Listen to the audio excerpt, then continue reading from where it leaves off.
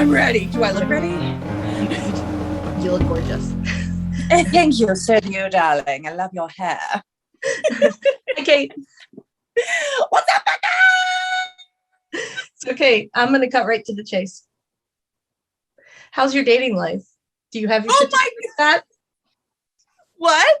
Do you have your shit together with your dating life? I just want to get right to the meat and potatoes this week. Oh my goodness, Beck. Okay, so yeah, I guess like so I got on Tinder and Bumble and OkCupid. OkCupid was lame because you couldn't do anything. You couldn't send or see messages without paying $40 a month. And I'm like, and nah. OkCupid is kind of well, I don't know. I haven't used it since 2012, but it was kind of just an app. Yeah. I mean, I used it.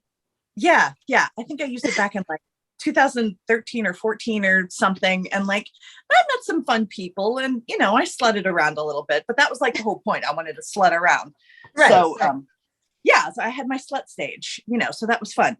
And then I was just done. I'm like, done. Meh, so I turned it off. But, yeah, Bumble and Tinder are okay. But like 98% of the dudes I'm swiping through are wearing baseball caps and sunglasses and holding a dead animal. And I'm like, yes. Why do they think we want to see that they can kill fish? Right. Or not even kill fish, torture a fish and then release it again. So like, I don't know what you're doing and I don't know why and I don't care. And I'm really not, if this is what you're leading with, I don't want to know the rest. It's fine. Right. Like carry on, swipe left. That's what I'm doing here. So, and like, and all the ladies or not all, but a lot of the ladies that I see on there are like, their profile pictures are this. These are my tits, and and it's almost always ethically non-monogamous. My husband and I are looking for a third. And I'm like, yeah, that's fine, but not my gig. Okay. Again, not really my gig. Do you have any butch looking girls or any girls that could toss me over their shoulder? Probably not, but that's okay. I'm gonna keep looking, but it's fine. Not that I don't appreciate I appreciate all the ladies, men, not as much, but like, anyway, well, I just think that when I went on a date. So you did go on a date? I did go on a date. I went on a date on Sunday. My very first date in like 6 or 7 years or something. And how did it go? It was fine. Yeah, it was fine. Like we've been chatting for 2 weeks. So like we kind of understood each other and like he has a great vocabulary and he was a gentleman and he talked nonstop about all the books that he likes, which was cool. It was fine. Like there wasn't chemistry. There wasn't a click, but like, yeah.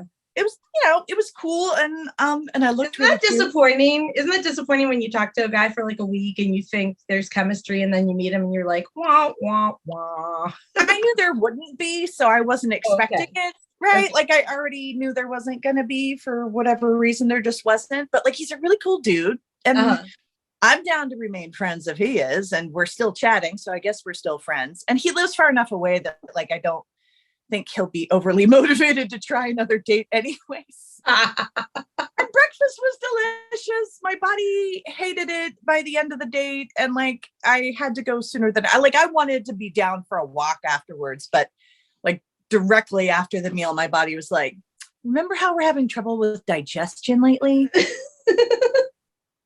We hate you for that. Now, why did you try to eat food today? Again, with the eating food. What if we told you about eating food? So yeah. And like, so afterwards I was like, we went outside and sat on a bench and I was so trashed. Like I felt like I was going to fall asleep on the bed. And I don't fall asleep. If the sun is up and I am not drugged from recovering from disembowelment, I am awake, right? You're not a napper. Right. I'm not a napper. It's just not my jam generally. Yeah, I wish I could be a napper, but I'm not a napper. Once I'm awake, I'm awake. And then I stay awake until it's bedtime and then I go to sleep. And my body has like a an on and off switch. And when I'm on, Oh yeah. I'm on, and when I'm off, I'm off. It can Yup. only be like in the morning and at night.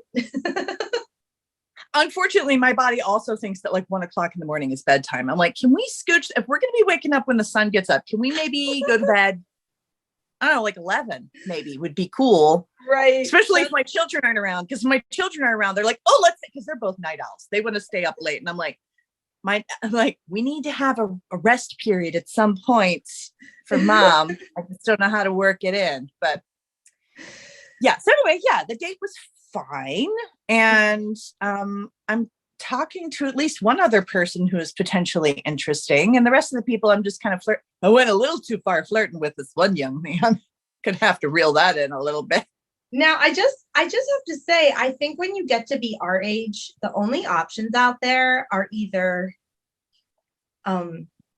divorced, which means they have a problem with relationships, which, I mean, we're divorced too, but we've been single for a long time and working on ourselves, and we know what we want, what we don't want now. But I don't know that I've really encountered more than one man in 10 years that was also like that. So either they're divorced and there's a reason for it, or they've never been married and there's a reason for it, or they're a widower. And let me tell you, widowers, they can be the best boyfriend in the world, but they also will never be completely yours.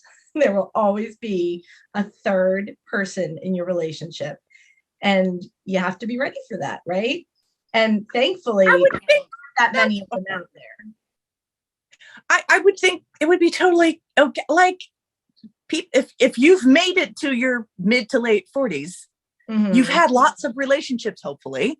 And like, if you were married before and your sweetie passed away, like, I don't, of course you're going to share a person with a whole bunch of other people they've had relationships with. I think that totally makes sense.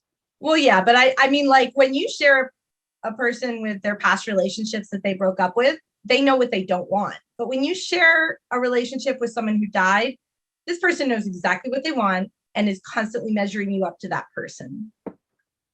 Which is foolish, really. Well, but you know, I also, with men, at least with men, and I know that you date everyone, not just men, but with men, if a widower jumps back into a relationship right away, right after his wife dies, it means he really loved her and he really loved being married and he wants to duplicate it again because that's what made him happy. And so most widowers that had a good marriage are also going to be newly widowed and newly widowed anyway, yes. Let's stop talking about husbands with dead wives. That's not funny. Oh. I do think though that if I try online dating again, my entire description, you know, like that first blurb, the about me, is just going to be, I am the queen, you are the worker bee, your job is to feed me, do me, and die. quote from Joy Hickey, my name is Earl. That is beautiful, and I fully support that. I think my profile picture is something like, I'm a witch. Will we dance in the moonlight? Will I sacrifice you to the devil? I don't know. Only the weird will find out. Okay, see, that's so you, and feed me, do me, and die is so me. Perfect. And I feel like that should weed out a lot of people, but no, I don't think they read it. I think they just look at the pictures. They're very visual, they're not very verbal. I feel like my opening profile picture should be something like, you know, and then like if you make it past that and read something, then maybe, but yeah, whatever. So speaking of online dating, the only reason I tried it out again in 2021 is because of our guest today. I met her last summer at Deep Creek. She had come to Deep Creek with a guest we had 2 weeks ago, Jonathan, because they met on Facebook dating. And she told me, you know, I had to try it out. I said, there's no good guys out there for people our age. She's like, she just sort of like gestures towards Jonathan and gives me this cute little grin. And I'm like, point taken. All right, I'll try it. And I've actually met some really nice guys in the past year. I have. I mean, none of them have stuck, but there are nice guys out there. She's right. And I don't mean like nice guys. I mean, guys that are guys that are cool. Yeah. Yes. So without further Worth your energy. I would like to introduce Rose. Rose, would you like to join us? Hello, Hey, Rose. you guys are so fun. I'm really excited to do this. Oh, well, that's It was awesome listening. We had another roast a couple of weeks ago. My sister. Yes, we Oh, yes, this very is nice. Yeah, it's pretty uncommon. It's one of the I best found, names ever. yeah, some like middle names are going back to Rose, but as a first name, super uncommon. I'm very rarely ever in a room with someone else named Rose. Well, it's Well, such a great name. You have to be real special to handle it. There you go. That must be it. So Sophie and Ellie, Rebecca's twin girls, when they met Rose last year, they were 4, and I forget which one it was. I think it was Ellie came over and whispered in my ear, like with this look of adoration on her face, like she had just met a Disney princess and was like, "Can we get a rose to give to Rose so she can put it in her hair?" So, Aww. Just so pretty. you know, if Beck's girls love you, that means you're good people because they are very good judges of character. Yeah, they're cuties. I love hanging around them. I love kids, so it's nice to get that just influx of kid crafts and giggles and hugs and all that. Yes, I keep thanking Beck for having kids late in life, right? When I dated little kids again, but didn't feel like having more myself. And also wasn't ready for grandkids yet. It's the Yeah. The struggle is real. I've got a friend with an infant, and I'm like, I can hold that. Exactly. And then hand it over. No, it's good. Oh, spit up, no problem. Give it. Okay, give. But the reason my friend is better than your friend Kate is because she had 2, one for me and one for her. We don't even have to share. Well done. Good job. And then you get to like switch them out.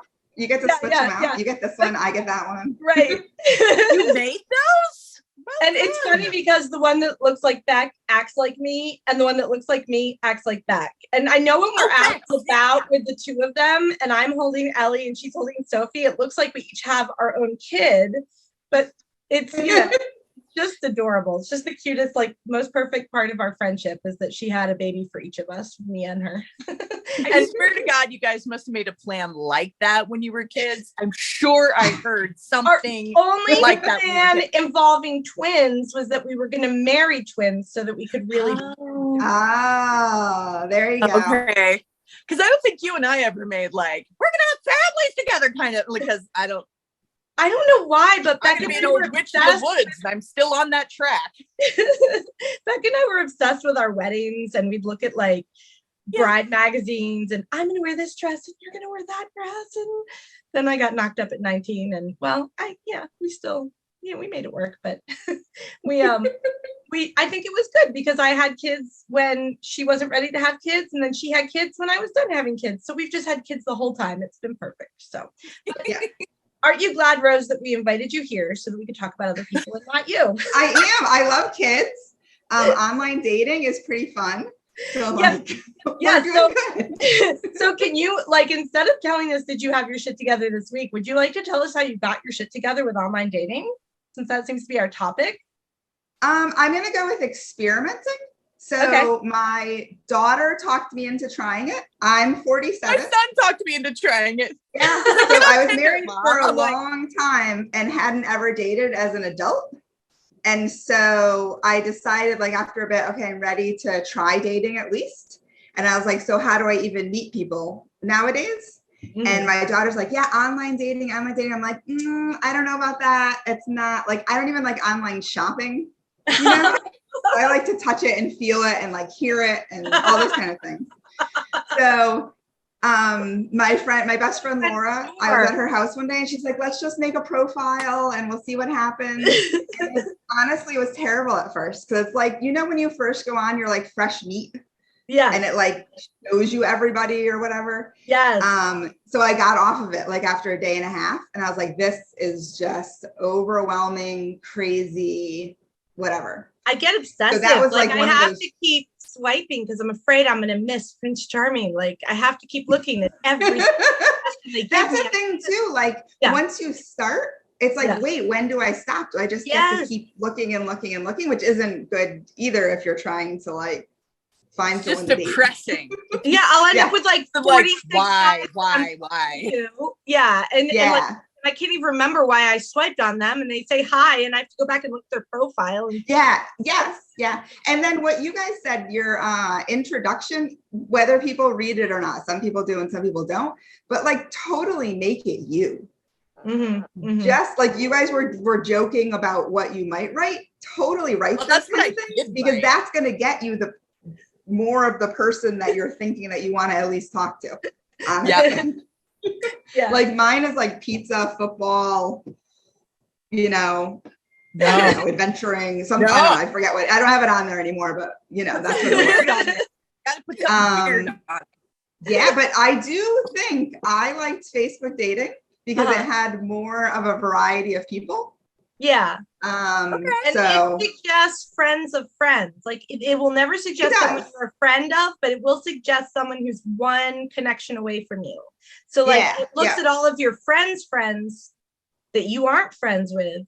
Right. And if they're on there, it suggests those people to you first. So that I've messaged my friends before and been like, hey, you know me, you know them. Like, is this a good thing? And they're like, no, that's you wouldn't like that. That's not good or whatever. Yeah.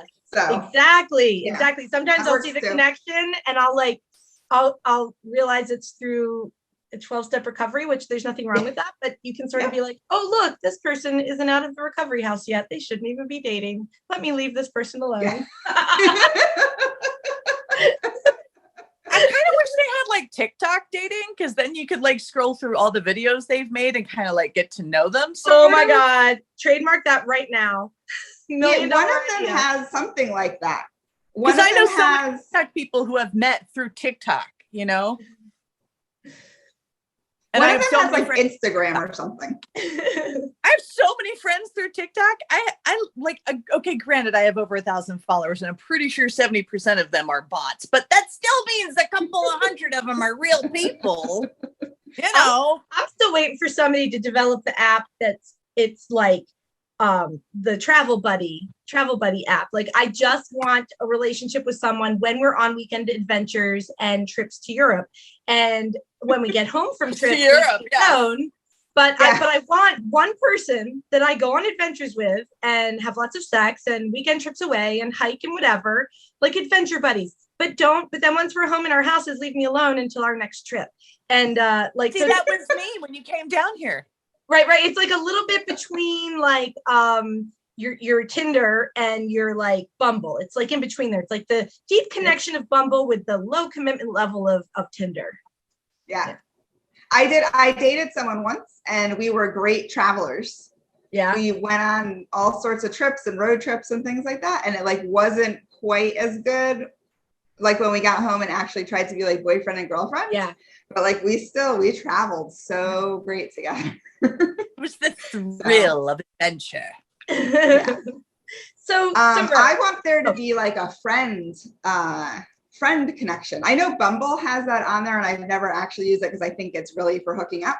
But I would love there to be an app where it is actually like I moved to this new town, I'm looking for new friends or, you know, whatever, something like that. I think would be so fun. One of the podcasters that I listen to, M. Schultz from And That's Why We Drink, I think they used Bumble for that feature. I know they're always talking about a friend app where they like, okay, not always.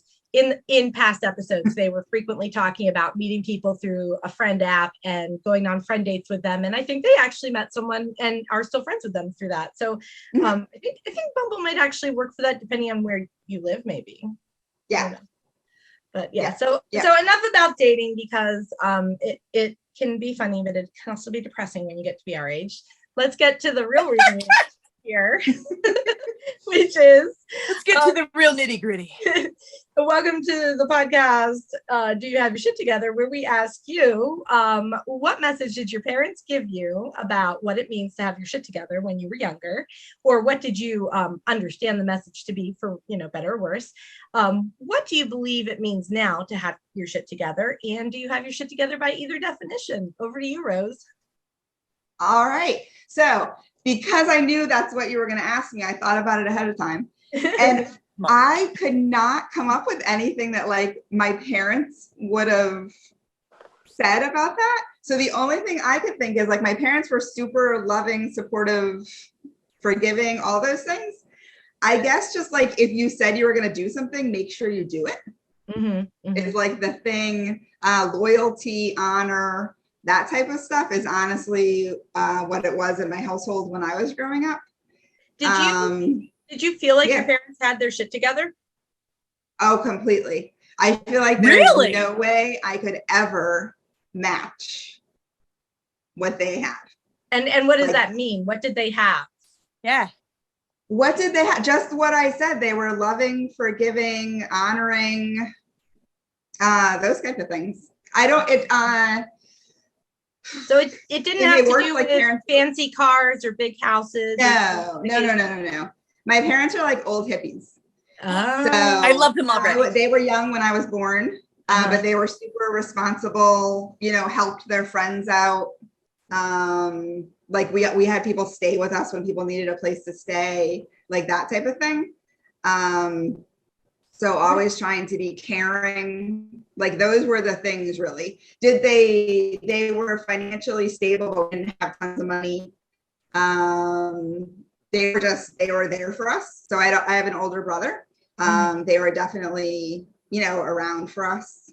So those I grew up in New England, and I kind of did have like a quintessential, like little New England childhood. My best friends lived across the street from me. My grandparents lived down the street from me. Like I could walk to my schools that I went to. But the reason it was nice is because I had a base to go do whatever I wanted. So it definitely brought up in me a sense of adventure, which I still have nowadays. So I still I like having that base for myself now so that I could go adventure and do whatever. That's awesome. Yeah. So what does it mean for me now? What does it mean for you now to have your shit together? What does it mean for me now? Does it mean the same thing? Yeah, I have health issues. So I can't work consistently. So I try not to have it mean working consistently because that's just something I can't do. And if I measured it on that, I would be failing all the time. So that's not a good parameter for me to measure against. I think it's probably the same as when I was growing up, and just being honorable, helping people, being loyal, being there for my kids if they need me, but there in a measured sense, that I don't fix everything, but I'm definitely there to listen and walk them through whatever it is they're going through. And then for me as an adult, it's definitely not being stuck in my ways. You know how sometimes when you're young, you think one thing and like that just seems like the reality of the situation. Yeah. And then either as you get older or time goes on or you have more experiences, you're like, wow, I was so wrong about that whole thing. So like being able to say, hey, I was wrong about that. And now I think this, but I'm still learning, in this direction. And I think if I was stuck in my ways, I wouldn't feel like I had stuff together because things would be even more confusing. Do you know what I mean? Yeah. Yeah. So open perspective. Yeah.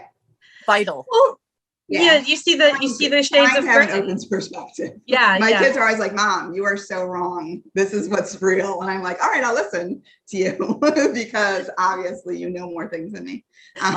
So, My poor mother, I've just been like jumping down her throat lately. Anytime we talk about anything at all, I feel, and like I catch myself, it's like an out of body experience, and it's like, oh my gosh, you're being like you were when you were 20. Why are you doing this to your mother again? It's like I take all my frustrations of like Facebook comments that I scroll by without reacting to, and things I hear people say on the news, and I just like unload it on my poor mother. And so I need to get back to that like shades of gray, nuanced, like open perspective. Different people experience things different ways, and just because my mother says something about Roe v. Wade doesn't mean that I need to jump down her throat and tell her how wrong she is. You think by 46 I'd be a little better at that. Yeah. So like this morning, for instance, I woke up before this, realized I had to use my hotspot because I don't have internet where I'm staying right now. And I was like, oh, I hope this works. Couldn't find earrings, didn't bring any makeup to put on. So like those are things where you're like, okay, I don't have it together. Makeup? But like, yeah, she's I'm gorgeous. here. I'm here. And you wouldn't know any of those things if I didn't tell you. Like all those things just happened. Yeah, I'm like, I don't feel really great this morning, but like, and I'm not pretending who I am. This is who I am. But like all those things happened before I turned on the camera. Mm-hmm, mm-hmm. So speaking of being in a new place, you just sort of had a career change, maybe? Do you want to talk about that? I didn't have a career. Yeah, I didn't have a career change. I'm a serial entrepreneur. Yes. Or some people call it a portfolio career, where you just like love to do different things. So there's actually a really great TED Talk. You can look it up, Portfolio Careers. Jonathan actually sent it to me. It's very good. But I am moving from Delaware to Baltimore, and I've lived in my house in Delaware for 27 years. Yeah. So this is like a big change for me, and I'm super excited. And things are falling into place, which things have not fallen into place for like the past, I don't know, 12 years or so. So I think you need to tell Kate what, like, the job that prompted the move, or maybe it didn't prompt the move. Maybe you were moving here anyway. Yeah, no, my background is in fashion design and historic replicas and stuff like that. And I love football, and I just got a job with the Ravens. Yeah. So as a seamstress, we're excited about that. Yeah, as a seamstress for the Ravens. Yeah. So at the past, I don't know, 4 or 5 years, I've been super into how uniforms affect how athletes play. I want to hear all about like the ground level of getting into investigating that. That's so I'm cool. so into the like cultural anthropology of clothing. Why we wear it and how it affects people and how it affects the culture and how the culture affects the clothes. And okay, so if I ever we're best friends now. Yeah, if I ever can't, you got it. If I ever can't podcast, or we need a pinch hitting, is it pinch hit or pitch hit? Pinch hitter for like a guest. We're gonna have Rose back, and you guys are gonna geek out about fashion and the history of fashion and all. Yes! Just found a great topic for like a bonus episode. But I cannot watch a period film without being like, did I just see a zipper before 1930? I am walking out of this theater. Did you see Cruella?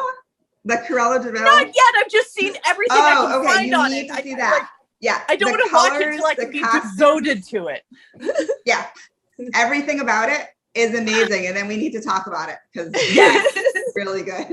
Maybe we can like get on, like my sister and I sometimes watch movies and like live text each other while we're watching. Yeah. We don't need that can totally be done. You don't need a friend app to make friends. You just need a podcast. So were you going on? So Kate is self-taught. I remember Kate just like, I don't know how it came about, but in 12th grade at our high school, we were doing Once Upon a Mattress as our play for the spring play musical. And Kate was just like, sure, I can make all the costumes, and just made the costumes for this gigantic cast, these like medieval. Awesome. Yeah. That's so cool. I didn't know that you did that. That's really cool. But I think you're self-taught, right, Kate? Yeah. Yeah, I never took a class. So to this day, when I see a pattern, I'm like, I could just make this up better. Yeah, that's what I'm going to do. And so I went to college for it, but I'm the same type of thing. Like, don't show me directions, just show me the picture. Yeah, show me the picture. I'll figure out the construction. And I enjoy figuring out the construction. Yeah. Like, I remember the first time I figured out pants that like they're not just 2 rectangles, but they go in. I was like in 8th grade or something, and I was like, oh. And then like when I was in high school, I did the costume mistress thing for some of the plays. Yeah. Mm-hmm. I worked at the Maryland Renaissance Festival, so I made a lot of my stuff. And like I remember when I first figured out how to make a bodice before I understood with boning and all that. Now I make a real bodice. It's like scaffolding, but like I love figuring it out. That's the kind of problem solving I like, not algebra. Yeah. No, just show me a picture and I'll figure out how to build that. Yeah. If it's made of fabric-ish. Yeah. That's what I started at the beginning of my career. I did costume design. So I did that, and I did like movies and TV. So I've had like, I'm on my ninth life, but I'm not a cat. So I have like, I'm gonna have like 100 lives. So what Are you single? No, I mean, maybe Jonathan will share. I don't know, straight and not But- single, but that's fine. We can be buddies. I don't know. I've never asked Rose if she's straight. I just know that she looks at Jonathan. I am. So the interesting thing about it is I'm straight men are like sometimes. hard to date. And I don't know if women are hard to date, but I always do joke around with my friends. I'm like, if only I liked women, they seem easier to date. Yes. But I don't really know if they are or not. I dated a woman. I just like them. So, but when she looks at Jonathan, she has those little like the little birds flying around her head, holding the flowers, and the little like hearts in her eyes. I mean, probably not. I'm probably exaggerating, but I just think they're adorable By together. the blush I just saw. I'm impressed. That is, I do blush. I do blush. See, you The don't thing need I to say do. that. I've only seen them together twice, really. Well, no, I guess we saw each other at my brother's baby shower last summer too, but they just Twice for like 2 whole weeks. right, that's true. Right, It's Not like that twice sounds like for 2 hours. yeah. But yeah. yeah, like sleeping in the same house together. So I guess Yeah. I guess that is like a condensed, really good getting to know you. I just feel Yeah, like that's like pajamas, messy hair, all that. Yeah. they give me hope. They give me hope for dating in your 40s because they're just adorable. And I mean, come on, That's Jonathan really Hancock. sweet. Did you ever think I would say anything about Jonathan was adorable? But they are. Yeah, I think we've known Jonathan too long for either of us to think he's adorable, but Just he's adorable, but he just doesn't seem like the kind of guy that would have adorableness in his life. He's just more like, I don't that know. someone would get Twitter pated over. He's sort of like on the one hand he's like, you know, that like guy comedy like jokes about like farts and balls, and I don't know if Rose has ever seen him do like one of his stand-up routines before, where like I remember when Jonathan was young, you would not know it from when he was on the podcast. He was so professional and serious, but like Jonathan would come and visit me and Mike when my River and Emmett were little, like babies. And when it was time for him to go, he would stand up to say goodbye and he would just start cracking joke after joke after joke. And me and Mike would be dying. It was like, I don't know, he would like do the stand-up routine before he'd leave my house. And I mean, everyone in his family is funny. They just have great senses of humor. But so there's that side of Jonathan. There's also the very like spiritual, healthy, barefoot movement side of Jonathan. Neither one seems like in the adorableness zone. And I just think it's amazing. It's so adorable in his relationship. It just, you've made him a complete person. He's like the Da Vinci now. I can't take that on. That's a that's a You were the big ask of catalyst. anyone, and I Okay. don't want to be put in that category. Okay, you didn't make him a completion. Okay. Yes, I misspoke. You didn't make him a complete No. person, but you added one thing into him that I thought I'd never see, and that is adorableness. So yeah. I'll take that. That's cute. I Although- love cute, sweet things. So. Although he is kind of adorable when he's with the twins too. So maybe it's just adorable girls making up. He is. So they call him Uncle Beardy, which is so very, very cute. I love 'Cause he has it. That's really cute. Yes, it's the I best haven't thing seen ever. Jonathan since he was really short, so honestly, I have no opinion. Well, we need to have him back on because I had him on without you and I had no voice and he didn't get that it was okay to like be hilarious. And even Frank said we need to have him back and let him know it'll be hilarious. Actually, we want you to be hilarious. Can you Please be hilarious, dude. Yeah. So we're going to give Jonathan a do-over, I think, now that, you know, we could get Kate and So I thought his came out good. Like I hear you that he was not hilarious, but like I do think he came out good. I listened to it. Oh yeah, absolutely. It was. It's Yeah. just that before we hit the record button, he was cracking jokes left and right, and me and Frank were Yeah. cracking. And then it laughing. was like over. It was like Yeah. done. Yes. Yeah. Exactly. He does with the doing the jokes before he leaves. He does always do a very good goodbye. Like whatever the goodbye is, it's like remember me Yes. when I leave. Yes. Yeah. Remember Yeah. me with laughter. I think it's a coping mechanism for being slow to transition. I think Yeah. he doesn't like transitions. Like I find transitions very hard. It's one of the reasons why I hate showering so much. There's too many transitions. But I know, Kate, I know I baffle you. You'd be so proud of me. I took so many showers this week. Why was there no AC? Well, no, it's just it was very hot and I did lots of yard work and yeah. Good for you. Yeah, I would come in and have to rinse off the I'm going to take a shower when this is over. so yeah, so I think that's where his great goodbyes come in, is because the transition. Yeah, I totally, definitely agree with that. Yeah. So but all right, getting back to me. No. Yeah, and that's what I was gonna say. There's a question I wanted to ask you about Rose. I want to hear more about the costume. There was a question I wanted to ask you about the Ravens and the football thing. How did you, like, having hippie parents, how did you come to be a big fan of such a violent sport and competitive and violent, boring sport? Yep. So I am not competitive. I like to win, but I'm not a sore loser and I'm not super competitive. Like, I want to do my best. So it's not from that angle. I used to watch football and baseball with my dad when I was little. So I have wonderful memories of the Sunday afternoon. We would go to church in the morning. We would get pizza after church, and then we would come home and watch football. And so I have wonderful memories of that. Yeah, I grew up in Connecticut, so our team was the Giants. And the thing I like most about football is that I don't know what's going to happen next. I can guess what play is going to come next, but then there could be an error or an overthrow or an interception or someone could trip or whatever. So you never really know what's going to happen next. And I think that's what I actually like most about it. And are the Ravens your team now? I think I'm supposed to say yes, but no. I don't have a team. Like, I love watching football and I don't have a team. I just like the certain combinations of different players, different coaches. I do want it to be safer.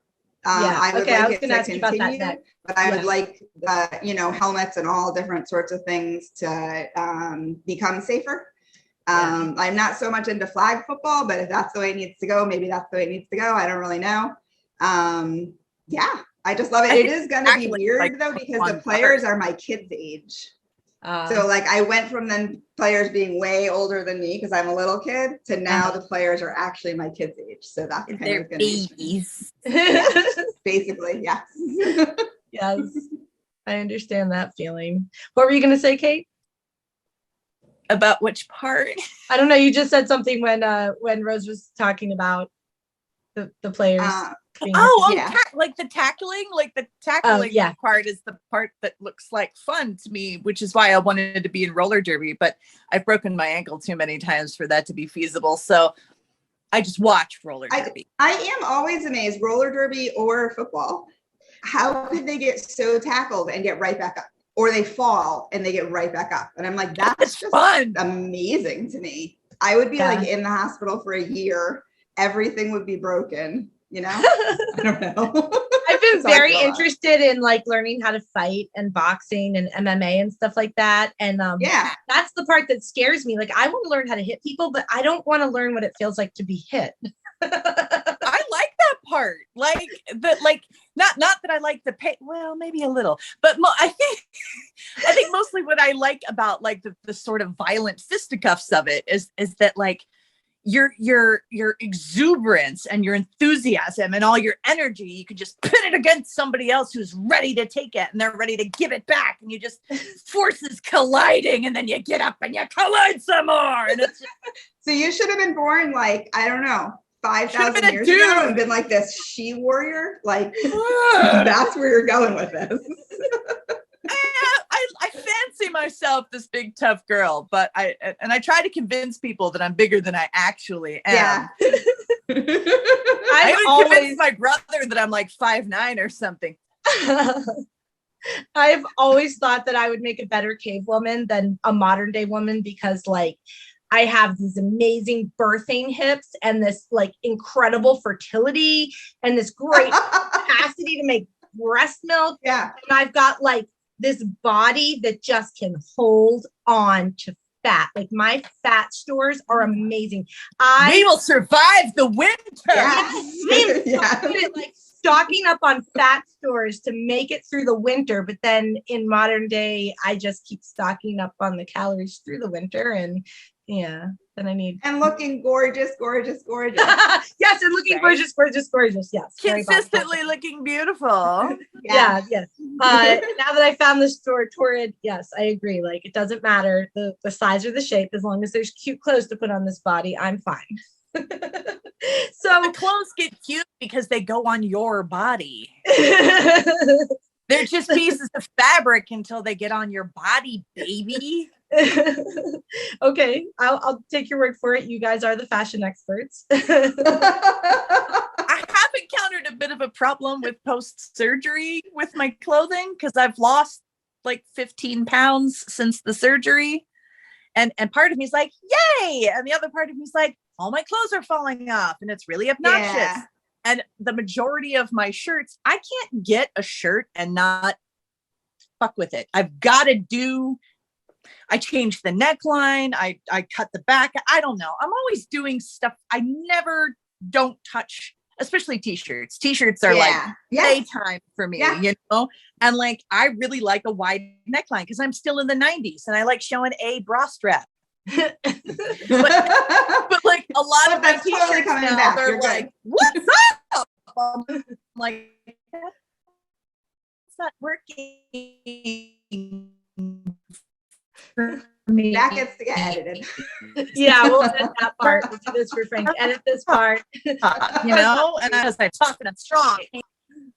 But not Okay, Frank, edit all of that except for this because except for this part. Yeah. Gotta keep that in. So I have an interesting story having to do with that kind of stuff. Yeah, do you make your own clothes? Maybe you guys will think it's interesting. I have been skinny my whole life, not like stick skinny, like I'm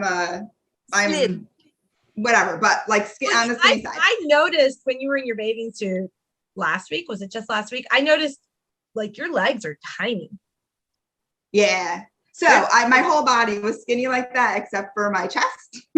And then I gained weight like the past however many years. And so I loved clothes, but nothing fit me the same. And then I wasn't feeling good last year and I lost like 50 pounds. So things are starting to fit me better again, which is super fun. But I wish I could have found a way when I was bigger to still feel good and everything. And I never really, got into that groove.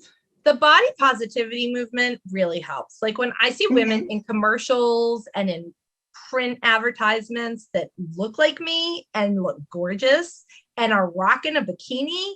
And like, I'm more comfortable in a bathing suit I'm just going to say it. I don't know why people are afraid of saying their weights. I'm more comfortable at 232 pounds in a bathing suit than I ever was at 125. When I was like 125 pounds, I thought I was fat. Like now I know, yes, clinically, I am obese. I am. It's like, I'm not afraid of saying that. Like the word fat has no power. It has no power over me anymore, right? This is my body. And not just that, it's not that I am obese. I have obesity. It is a disease that I have, right? And I'm working with my doctor on it to be as healthy as I can be. But it is still my body and I am still beautiful. And, if I can't accept this body the way it is right now, like, I mean, I'm sorry, I'm 46. This is probably as good as it's ever going to get for the rest of my life. Like, I understand over the hill now. When you were younger, your body just kept getting better and better and better and better. And if you broke a toenail, it's okay. It would heal and your toe would go back to normal. When you get over the hill, it is decline, decline, decline. Every day there's another gray hair, another wrinkle, something else sags a little lower. And if you break a toenail, that toenail is funky for life. There's no like that is it. Once you're that age, that's it. When I just lost weight, I lost weight in weird places and all this kind of stuff. Not like it would have been when I was younger. And like I got all this extra stuff here and everything. And I'm like, Rose, you're beautiful. And this is just, you're older now. And that's it. And I'm like, radical I'm okay with that. Acceptance is so much easier in your 40s. And like, I want to go back and shake that 18-year-old girl and be like, this is the most beautiful you are ever going to be. And you need to put on the cutest outfits and stop looking at how your thighs spread out when you sit down, because everyone's thighs spread out when they sit down. It looks great with thighs spread out. What? Listen, give me a second here. Try growing up as an artist who draws naked people, and then a massage therapist who rubs naked people who are laying down and squishy generally, hopefully.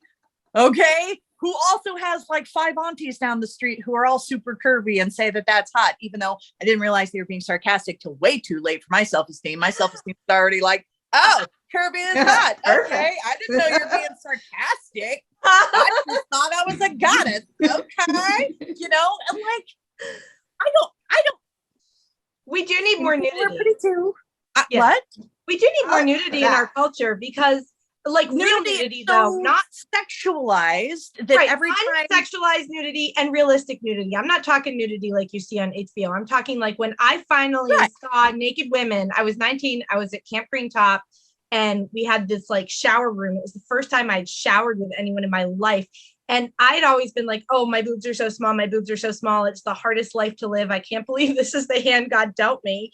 And then I saw these boobs outside of their bras, and they were not pretty outside of their bras. And suddenly I was really thankful for my adorable, look like a Barbie doll or something. Right. Yeah. And suddenly I was like, my boobs are perky and my nipples are really a nice color and not too big and not too small. And they point out instead of down. And I think I'm going to start being grateful for my boobs. All right. Here's a little tidbit.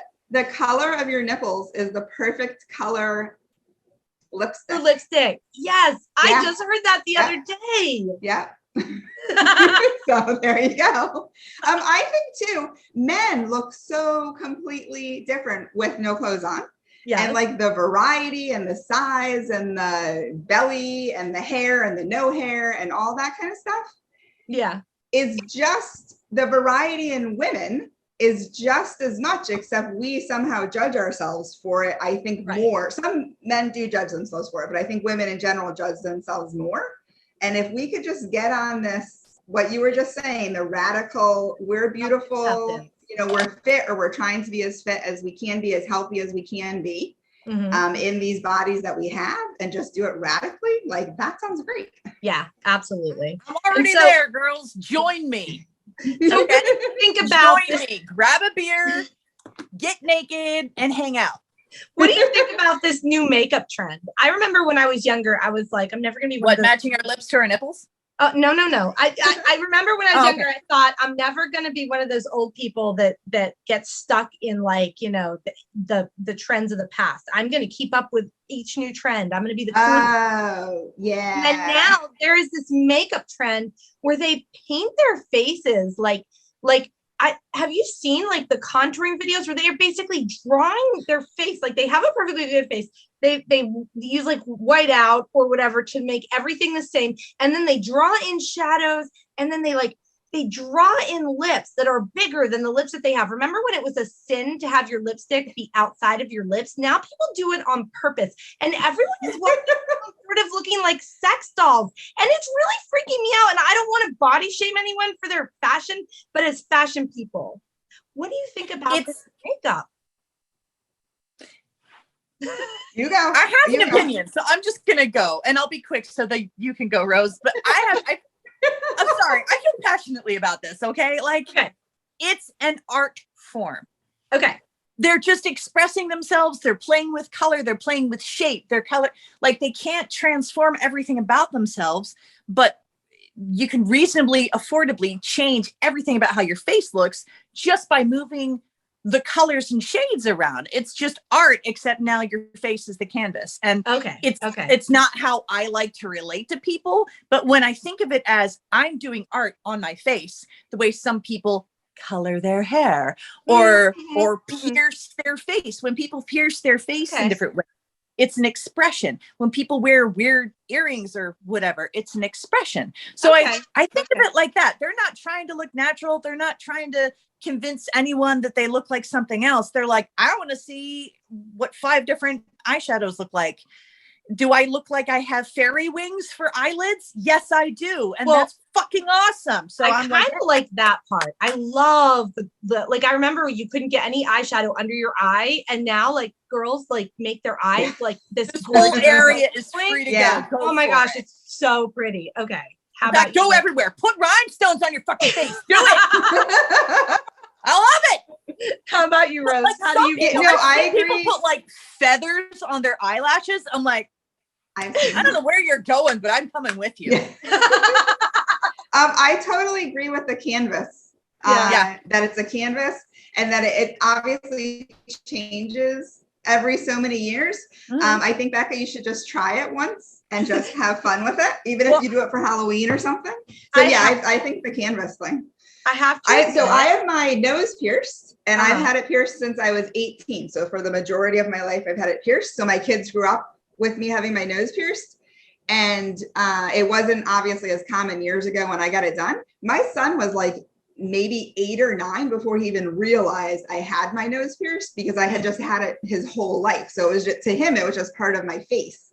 And then one day he like came home from school and he's like, "You have your nose pierced? When did that happen?" I was like, "Way before you were born." That's who I was to him. So yeah. That's great.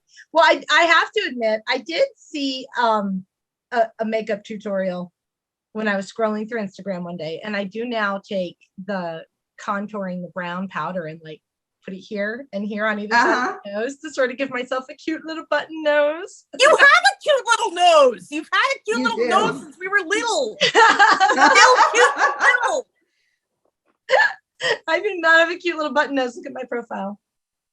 So for fun, My nose For is beautiful fun? from the side, but like from the front, I'm like, it's fine. Yes.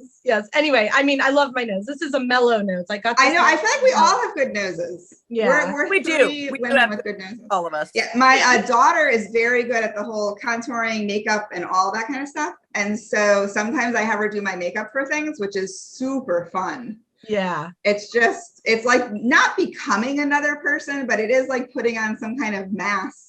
Sort of like That's a just- power suit, for a job interview. Yeah. That's I can exactly see that. what it is. Like Yeah. I'm not going to do it all the time, but it's fun to get dressed up. It's like that kind of For like feel. different events and different moods and stuff. Absolutely. Like, girls, like wearing different earrings for different things. Yeah, or we'll whatever. go to a Like, burlesque to me, it's show the same and kind of we'll idea. all dolled up. Or different hairdos for different things. Well, I'm Different really glad that we talked about football because otherwise this would just be so unrelatable to like the masculine segment of our. Oh, and that's who we're trying to appeal to. I feel like I did talk about football like a girl, but that's okay. But at least we can tag this video with football. We can. We technically we mentioned it. We did. And We roller did derby. mention it. I love how I'm sure men do roller derby too. I just don't feel like watching them. But like when women do roller derby, there's fishnet stockings and sequined booty shorts and big all the makeup, leggings and like all the makeup and like helmets and like fierceness and like I love it. And they come up with crazy names. It's like a sport got together with theater kids and made this beautiful thing totally. with violence. Totally It's my favorite. It's the only sport I like. So Rose, as a seamstress to the Baltimore Ravens, can you please incorporate some of that razzmatazz? We want to see booty shorts and leggings. Yeah.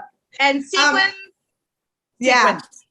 More sequins. They do. I feel like, I don't know. I haven't actually started yet. So just putting that out there. But I do feel like they paint their sneakers. Like there's things they do with their sneakers that are very artsy. And there also are NFL rules about what you can and can't do with your uniforms. But we can try to like. Are we even allowed to say that? Do we have to bleep out those 3 letters or they'll like come sue us for trying to make money by saying? You might need to bleep them out. Yeah. Sorry. I have no idea. Yeah. And as you can tell, I'm like Kate, not such a big fan of football, but for me, I definitely never bought into it as a kid. There was no football in my house. My parents never watched it. My uncle did. But even when he would have a Super Bowl party, my parents would get like bored and leave early because they weren't fans of football. And then suddenly I'm an adult with kids and living my own life as a mom, and my mother suddenly and my father both suddenly become the biggest fans of football. And my dad loves the That's Patriots, weird. and my mom loves That the is weird. Ravens, and they have like bitter rivalries between their teams. And I'm like, what is going on? This is the Twilight Zone. And they don't they're like, it's so great. How come you don't like it? And I'm like, what do you mean? It's like, what do you mean? Why don't I like it? You didn't raise me to like it. You can't just suddenly introduce this to me as like a 30-year-old and expect me to buy into it. Yeah. That is strange. I feel like that's not something that usually changes in adulthood. But maybe they just like the camaraderie of it. I don't know. I think it had to do with jobs that they had and coworkers and football. Okay. Yeah. You know, I don't know the Yeah. difference between the Atlanta baseball team and the Atlanta football team. I think they're both birds or something. No, I don't know. It's like the Braves and Falcon. I don't know. They both involve feathers. Anyway, one of those teams won the Grand Prix or something last year, and like The Grand Prix. shut down the city. They do synchronized They shut swimming. It's everything down. They amazing. closed schools for the day and held parades because one of those teams won the golfing. I don't know. They made the thing and they won it and shut down the whole city. And I'm like, yeah. is everybody okay? I mean, good for you. I want a day off. Like, yeah. But I still to this day don't know which team won something. I don't Yeah. What it time was of year was historical, but I don't know what it was. What time of year was I it? raised my kids watching football, and they aren't into it at all. Like maybe my son's a little more into it now, but they could care less. Even though I raised them since birth watching football, they don't care about it. My dad always watched football, but like, I left the room. I'm like, I'm gonna go draw naked people, you know. Oh my God, Beth, do you remember when I got in trouble in 4th grade, I think, for drawing naked women? I do not. That is so scandalous for the neighborhood and cult and In school, Oh, in our too. cult school, they Oh found my me drawing God. naked women in the loft in Miss Roche's room. And oh my God. I was like, what? They're like, why are you drawing this? I'm like, because it's interesting. Did they send social services to your house and everything? Who knows? Did they pray over you? That's probably more what they would have done. They would have prayed over you. I think that and like maybe the fact that I didn't date in high school at all is why my dad during our father-daughter dance at my wedding was like, well, honey, didn't think it was going to happen for you. I'm like, Thanks, Dad. I'm only 26, Dad. That's pretty young for a Catholic. And he's like, well, I just didn't think you like guys. That's all. I'm like, hold up. Now, at that time, I didn't yet realize I was bisexual. But like, looking back, I'm like, you weren't entirely wrong, but that's a little premature. Yeah. Just because I was drawing naked tits, jeez. Everybody likes boobs. That was the thinking in those days. If you didn't date guys in high Yes, school, things have changed. gay. People Yep. have changed. Things have changed. Yeah. I was just picky. I mean, I Totally. loved all my I guy totally- buddies in high school. I just didn't want to date any of them, you know? They were great guys, just didn't want to date them. well, Rose, That was the weirdest thing for me when I got married is I used to have all guy friends. And then when you get married, if your person you married isn't already friends with those guy friends, like that's not going to work out. That was a big life change for me when I got married. Oh, that's sad. It was sad and it was not okay and it won't happen again. Nope. There Never. you go. Life So- lessons learned. So before we let you go, I feel like we didn't get enough good dating advice from you. You do you have like any Wow. Yes, parting advise thoughts, us. dating advice Yeah. as a okay. A dating advice. Yeah. Don't settle. Don't settle. Be Okay. uniquely you and Okay. expect and demand that the other person be uniquely them. Listen to them when they're telling you who they are. Don't be like, oh yeah, no, that's not who I see now or whatever, because Right. who it is who they were or who they could be. Right. So be open to that and don't like pretend in your mind that there's somebody else. Those are my big ones. Those are I really good. also like dating a little bit away from where I live.